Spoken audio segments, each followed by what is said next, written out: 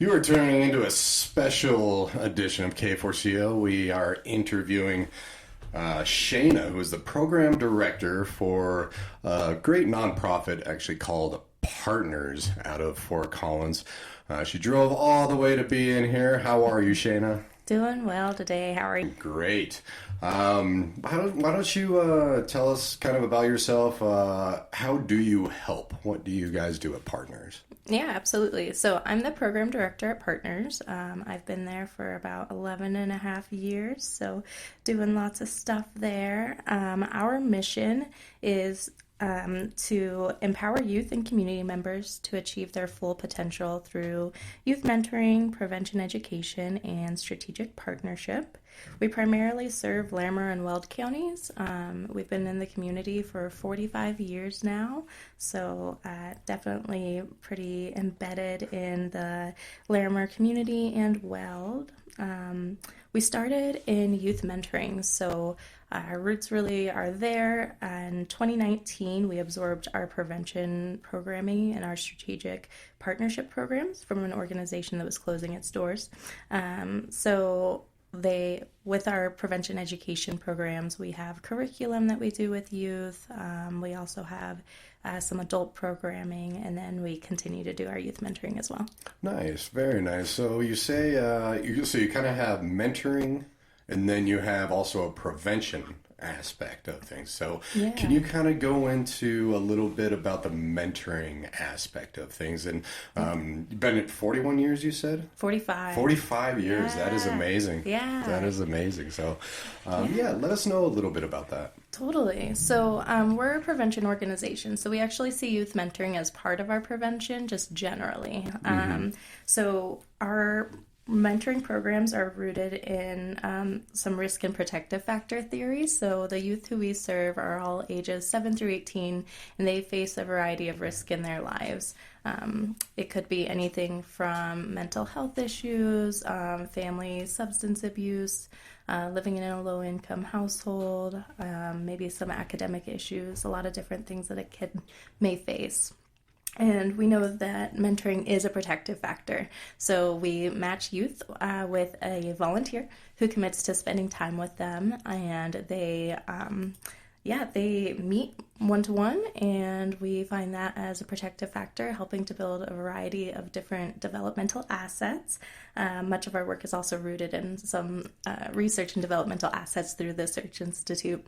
So they help with building things such as social competencies, empowerment, and self-identity.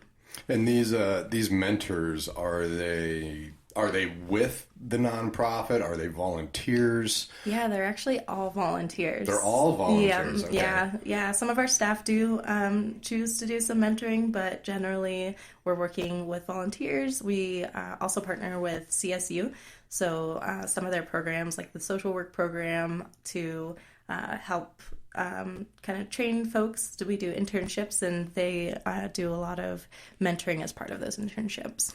Very nice, very Yeah. nice. So you have these volunteers that basically mentor, and they mentor, as you said, on a wide range of different things. Yeah, absolutely. And so I also did see in here that you have DUI and substance. Is that one of the main? What would you say is kind of the most common when it comes to mentoring these youth? Yeah, risk factors and everything that the they're risk facing. factors, exactly. Yeah, over 90% of the youth in our programs are in low-income or poverty households, so that definitely is a factor. We've also seen, and increasingly since the pandemic, we've seen a lot of mental health issues as well, and kids really struggling with belonging and feeling part of their community, loneliness and isolation. So someone just being there to support them is huge. And then as far as the DUI work and kind of more of the prevention work generally, we have a few different programs for that. So it all kind of feeds into each other, because we really believe that any adult behavior. Beliefs really feed into youth behaviors and beliefs as well. So mentoring is just like one piece of the puzzle still. And then, like I said, we added all that other extra prevention education and prevention programming a few years ago too. Excellent, excellent. We're going to take a quick break right here. Again, we're speaking with Shayna from Partners, and it's poweredbypartners.org. Yep, correct? That's right. Yeah, so if you do want to go on, and again, they've been here in Fort Collins in the area for about 45 years, helping the youth, and you even said adults as well are part of it. So we will be right back with you on K4CO. We are back on K4CO with Shayna from Partners. And she is the program director, and they mentor a lot of children, at-risk children, as well as, poverty, stuff like that. So, out of curiosity, you said, how long have you been with them? Over 11 years. Over 11 years. Yeah. So you must really like what you do. I do. Yeah, I really believe in our mission. Our whole team is awesome. They do great work. It's fun to be a part of. Nice. Very nice. And what I guess got you into it? Yeah, that's a good question. So I went to CSU and I got my degree in human development and family studies. I have some of my own family history with substance abuse and that kind of thing. So really wanted to impact people and make a difference. I started in actually intervention work, working at a youth residential program, and quickly learned that I wanted to be more on the front end and do prevention work. So found Partners, and I've been there ever since. It's been pretty much my whole career. Right, gotcha. Yeah. I bet some of this kind of hits home then a little bit, and that's really kind of what the driving force behind you. Yeah, absolutely. Yeah. I think being able to impact people and make a difference before people are in too deep is really motivating for me. Absolutely. Gosh, and do you work a lot with the mentors? What is your main role, I guess, when you go in? That's a good question. I started that way. So I was a program coordinator and then a program manager, and now I'm the program director. So now I pretty much just work with the awesome people who are working with the mentors and the kids and our adult-facing programs. So I support the employees who we have and do some supervision and problem solving with them. Really, a big goal of mine is building up our organizational culture and making it a great place to be. I also facilitate a coalition called No DUI Larimer. So a big part of my role is also working with all of the members of that, so our steering committee. And that's comprised of a lot of different folks, law enforcement, retailers in alcohol and marijuana industries, different folks from nonprofits and health areas in the community. And then we have marketing and evaluation experts on that committee as well. So it's really a variety of folks coming together with the goal of reducing DUI fatalities in Larimer County. And mainly through education on that, or what different programs do you have to try to reduce the DUI? Yeah, that's a good question. So a couple of different programs. We do have our youth-facing program, so we do some curriculum that is focused on brain development as well as healthy decision-making, and so that actually plays into a lot of different roles in kids' lives. It could be, any decision that they're making, which does include their choice to use substances or not, and what their perceptions are and their decisions around drinking and driving, or getting in the car with someone who's drinking. Another thing that we have is that steering committee. So with all those folks who I mentioned, we meet with them about once a month, and we work on a variety of things. So we get updates from law enforcement about local trends. Right now in Larimer County, we are, I think, the 6th highest for number of DUI fatalities in for county in the state. Wow. we're also a decently sized county. So, but yeah, definitely way too many. 12 deaths as of now for 2023. So our goal is to reduce the number of deaths from DUIs. So we work together on a variety of things. It can be different like infrastructure updates and policy change and things like that. One really cool thing that we had happen was we were working with the city, and they had a policy for parking overnight where folks couldn't leave their vehicles overnight. Old Town Fort Collins is... Where? Like in Old Town? Yeah, in Old Town Fort Collins. Yeah, and there's a lot of bars downtown, a lot of college kids, and folks who choose to go out and imbibe. So people would not want a ticket, would take their car home. And now they've actually implemented a policy where folks can leave their car. There's a QR code to scan or a phone number to call, or a little submission online, and so people can leave their car overnight without the worry of getting a ticket. So they're able to call an Uber or get a ride home with a friend or something. Right. No, that is amazing, because that's kind of defeats the whole purpose. It's just like, yeah, you can come down, go to the bars and everything, but if you leave your car, you're going to pay for it. Yeah, absolutely. And you were saying that usually your target kind of who you work with is between 7 and 18. Yeah. You also mentioned that you work with adults as well. Mm-hmm. So one, kind of, how long are these people in the program? Yeah. And can they, extend after 18 into adulthood with the program and the mentor program as well? And then how many, I know your main thing is 7 to 18. Mm-hmm. How many real adults kind of would you say are involved with this program as being mentored? Yeah. So let's see. So youth are in the program for about a year as their first commitment, but they are able to extend and go alumni until they turn 18. So they're either matched for a school year or a calendar year, depending on which program they're in. Okay. And then our adult-facing program is actually kind of a different arm than our mentoring program, and that is the Responsible Association of Retailers. This is a really cool program because we actually work with the alcohol and marijuana retailers in our communities. This one actually spans outside of Larimer and Weld County. So we have Larimer, Weld, and Boulder County that we work with. Mm-hmm. And our Responsible Association of Retailers staff, so they get these retailers on membership with us basically, and they have access to a variety of trainings.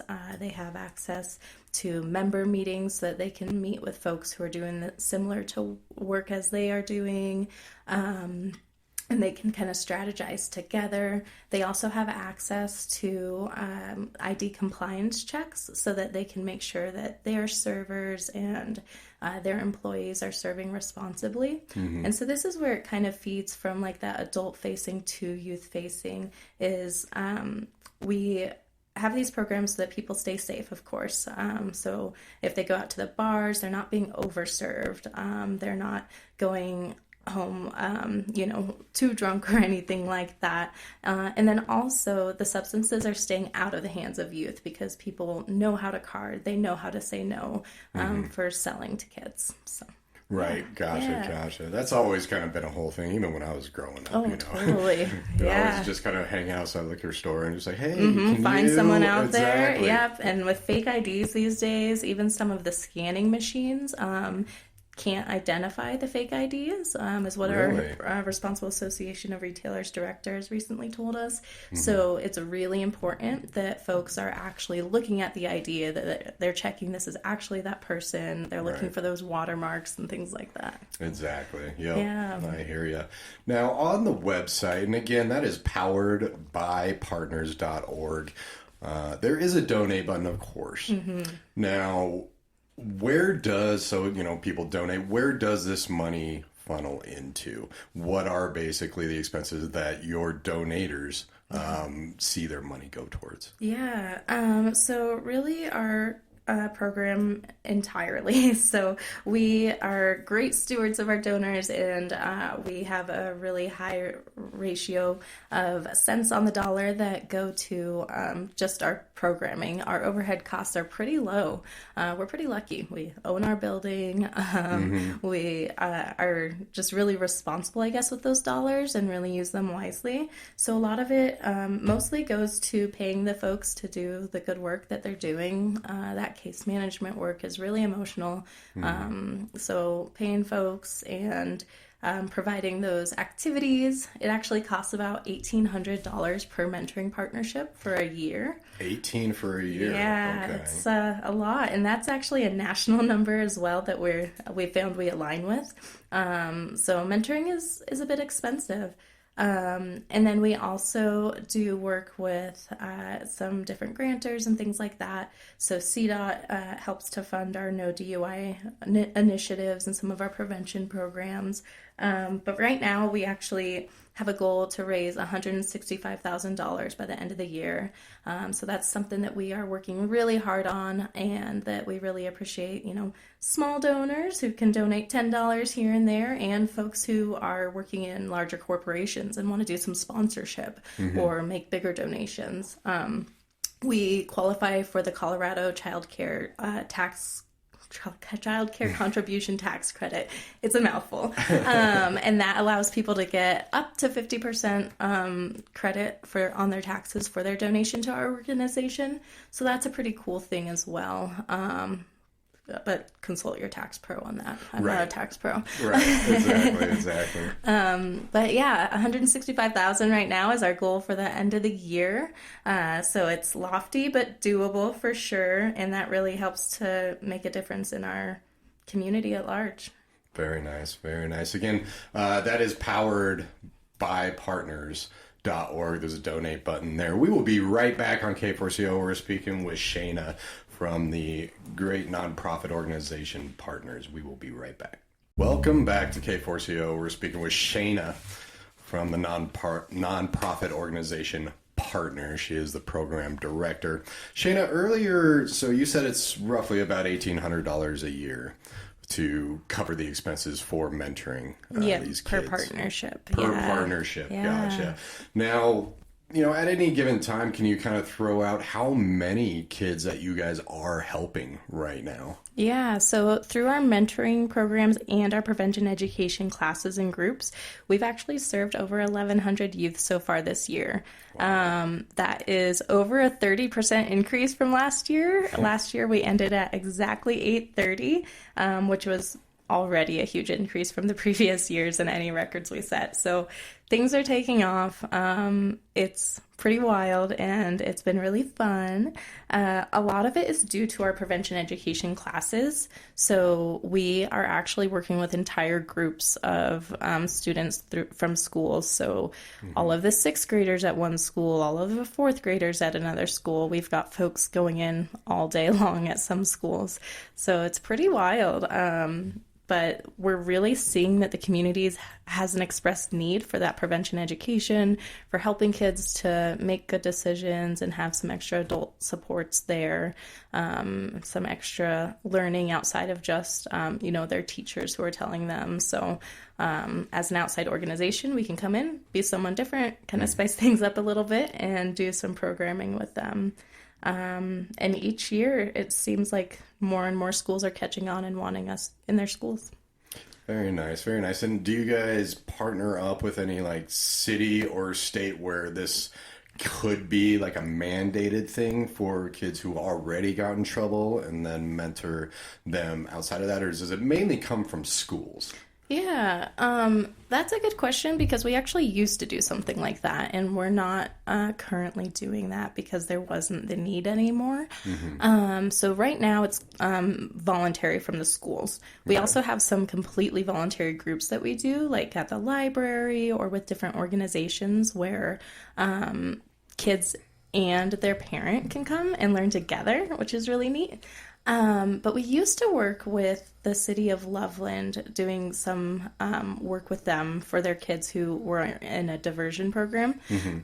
So we did classes with them. And really, post-pandemic, there weren't as many tickets, which is maybe good, depending on if kids are still offending or not. But yeah, so there wasn't as much demand for it, and I think they have some of their own programming going along too, but definitely something that was really fun. It was really different for us and made a big impact. Nice. And where can people find you? So we do, of course, have the website poweredbypartners.org. Where else can people find you? Maybe social media aspect. Absolutely. Yeah. So we have a couple of different handles actually. So at Powered by Partners, you can find us on Instagram and Facebook. And then our No DUI Larimer initiative is another place where you can find us. So that is at No DUI Larimer on both Instagram and Facebook as well. We're actually much more active on that one, and we provide a lot of information on DUI statistics and different ways to say no, to make the right call. So with that No DUI Larimer initiative, it actually includes a campaign called Make the Call. Make the call, okay. Yeah, and it means a few different things. So we encourage folks to make the right call about driving when they've been using substances or when they observe somebody else doing that. So it could be making the call to get in an Uber or Lyft home instead of driving home after they've had too many drinks. It could be making the call to be a designated driver for their friends. It could even be making the call to dial 911 if they see someone swerving on the road and they think they're drunk. So it really means a variety of different things there. And make sure your passenger calls 911. You continue to focus on the road. yeah. You just pull over there. Exactly. Making the call not to get in the car with someone who's been drinking as well, and encouraging them to hand over their keys. So. Absolutely. A lot of that campaign is through social media, in addition to getting out there different community events. So if you're in Northern Colorado, you might see us at different booths, like at festivals and things like that. Nice.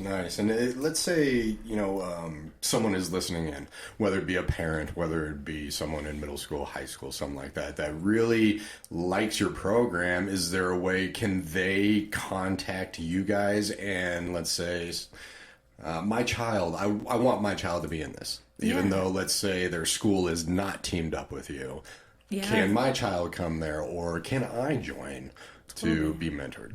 Yeah, absolutely. So we do our mentoring program based on referrals. So youth have to be referred by a professional in the community. Could be a therapist or a school counselor, but it doesn't really matter what school they're in. So parents are able to reach out to us. We've got a just kind of general inquiry tab on our website there, and folks can inquire about getting more information.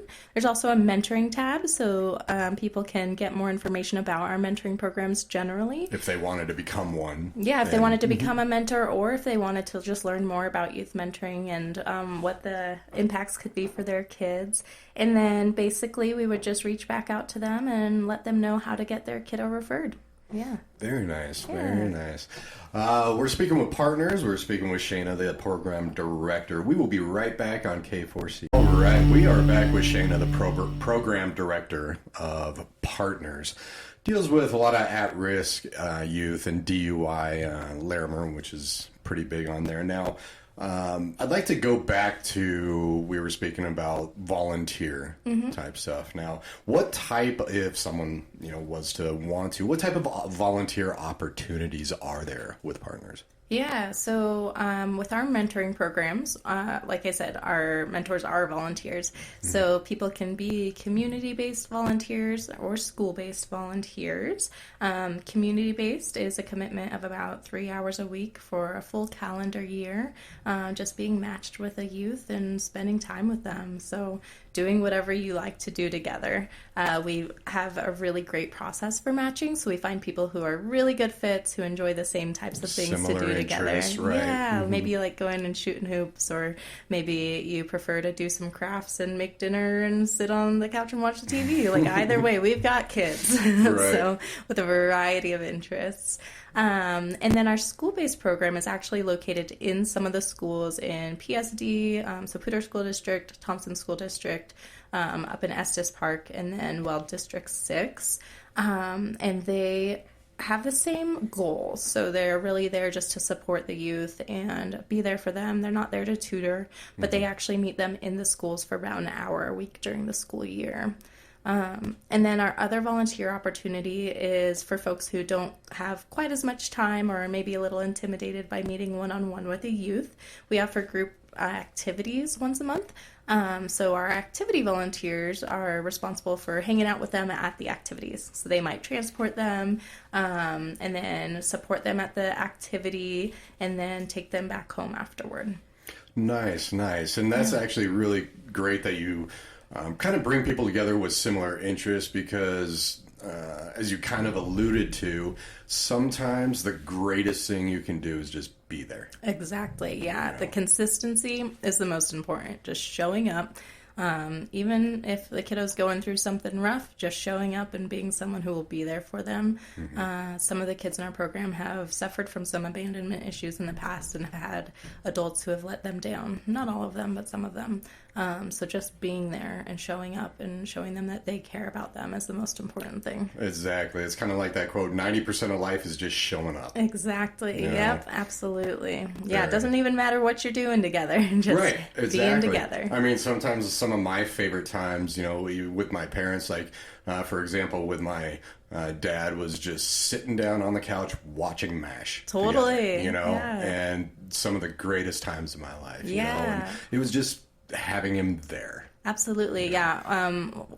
When I was doing more case management, I did a little meeting with a youth and a mentor. They were called midway reviews, so we meet with them halfway through as we're supporting them in their partnership. We actually chat with them like every week, but we actually sit down and meet with them halfway through, and the kids said that one of their favorite memories was just going to the grocery store together, which I found really impactful because it's something so small, but they were able to have some agency in like what they were going to make for dinner, and it was just running an errand together, and they had a lot of fun. Right, exactly. What events or anything that you have coming up? It is coming to the end of the year. Yeah. So what are you guys doing out there that people can take advantage of? Yeah. So like I talked about earlier, we have our Spark campaign. So we need to raise $165,000 by the end of the year to support that huge growth that I mentioned in the numbers that we have. So that's not an actual event that we have coming up, but it is the campaign that we're using. We'll have a more gala type event in April.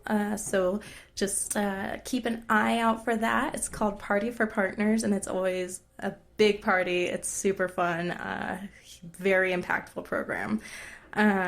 So that's basically what's coming up. I would encourage people to go to our website at poweredbypartners.org and click on that donate tab if they are able and see it and want to contribute to the community in that way.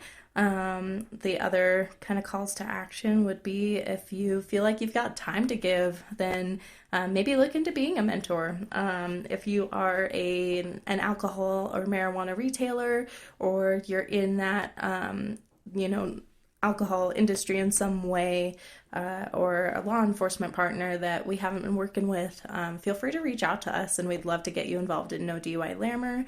And of course, make the call to get a safe ride home if you have been drinking, or if any of your friends have been and need to get home safely. It is definitely not worth it. I mean, even for the danger aspect of it, the financial aspect of it. Oh my gosh, it's so expensive. It's insane. And it follows you for years.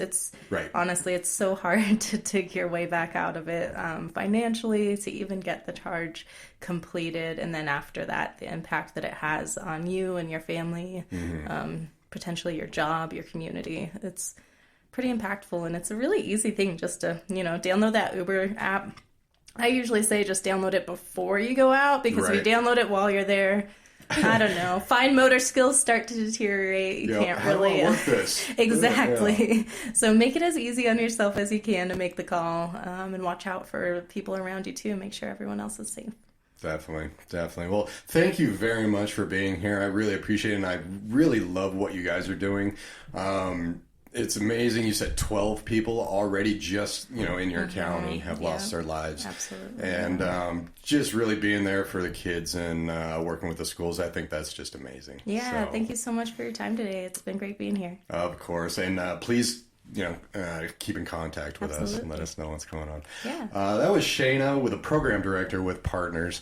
And one more time, that is poweredbypartners.org. Definitely check them out and get involved if you can. Thank you very much. Thanks. Yeah, take care.